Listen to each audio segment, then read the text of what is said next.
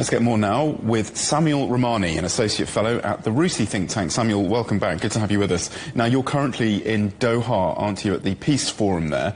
What's the general sense of the current situation in Ukraine after the American Special Envoy Keith Kellogg said that a deal was close? Well, I mean, I think the general view is that there's a division, obviously, of opinion here between the Western delegations and the Global South delegations. The Global South delegations who are much more open to concessions towards Russia, whereas most of the European ones are pretty recalcitrant.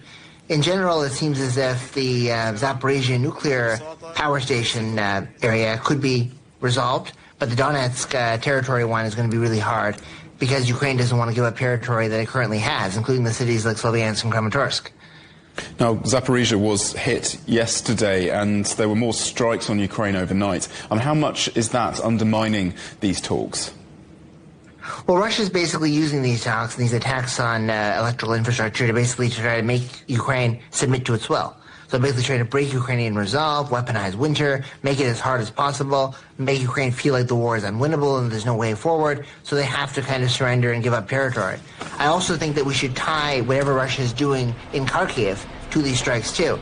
It's not so strategically significant because Kharkiv is unlikely to fall, and but the fact that they've gotten something in the Kupiansk, Vovchansk area, even if it's a little bit less than what the Russians have claimed, gives them bargaining power to trade that territory for Donetsk too. So these strikes and that offensive all play into the broader Russian strategy of trying to convince the Ukrainians that resistance is futile and you have to end the war now or things will only get worse. What impact then would you say that President Zelensky's meeting here in London tomorrow with the British, the French and the German leaders will have on the direction of the peace talks? Well, I mean, I think it's going to be a reaffirmation of support, obviously, and but the buck really stops with the United States. It seems as if the U.S. Did incorporate some wishes coming from Europe after the U.S.-Ukraine dialogue that was held, after Budanov, the head of military intelligence in Ukraine, engaged with Dan Driscoll, the Army Secretary in Abu Dhabi.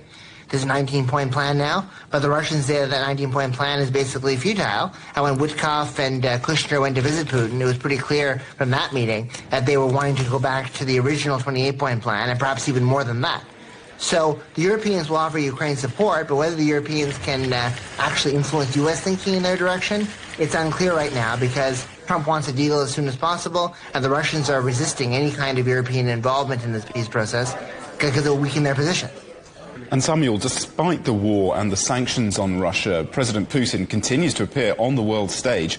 Just how resilient is his international influence now, and what does it signal about his leverage in these negotiations?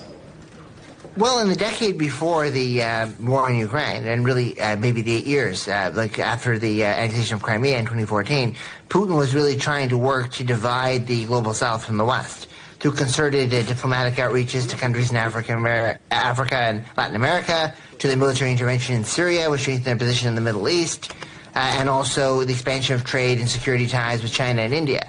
And in 2022, we saw the divide very clearly. The West condemned the invasion of Ukraine and sanctioned Russia. The non-West didn't necessarily support Russia's invasion, but also didn't isolate it. And over the past 3 to 4 years, in spite of U.S. secondary sanctions pressure, in spite of all the moral critiques that the West has leveled against Russia, Russia's influence in the global South has remained resilient, and they have the economic and trade volumes as well as the military supply chains to continue the war.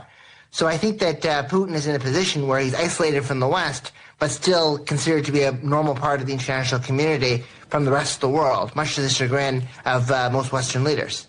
Samuel Ramani, Associate Fellow at the RUSI think tank, thank you so much for sharing your insights with us today.